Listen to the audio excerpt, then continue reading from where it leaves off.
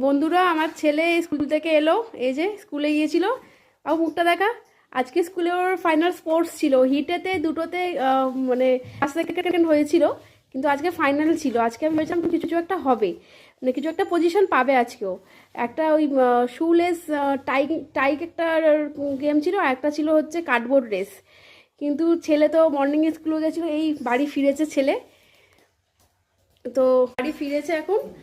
আমি ওকে বলেছিলাম, বাবু তুই হিটে যেমন পজিশন পেয়েছিস, ফাইনালে দেখ একটু কিছু যেন চেষ্টা করবি। কিন্তু বাড়ি এসে এখন আমাকে বললো, মা আমি কিছু হইনি, আমি কোনো পজিশন পাইনি, ফিফথ হয়েছি। ফিফথটা তো কোনো পজিশনের মধ্যে পড়ে না বন্ধুরা, বলো। যাই হোক, আমার তো একটু মনটা খারাপ হলো। কিছু একটা পোস্ট করতে পারবো না, কিছু হলে একটা কিছু করতাম, মানে এটাই তো মানে আমার সব কিছু। এই যে একটা এটা, আর একটা হচ্ছে আমার পোস্ট। সবাই জানবে আমার ছেলে কিছু একটা পজিশন পেয়েছে। কিন্তু থাক, কি বলবো, আর কিছু যখন হয়নি, আর কিছু বলার নেই।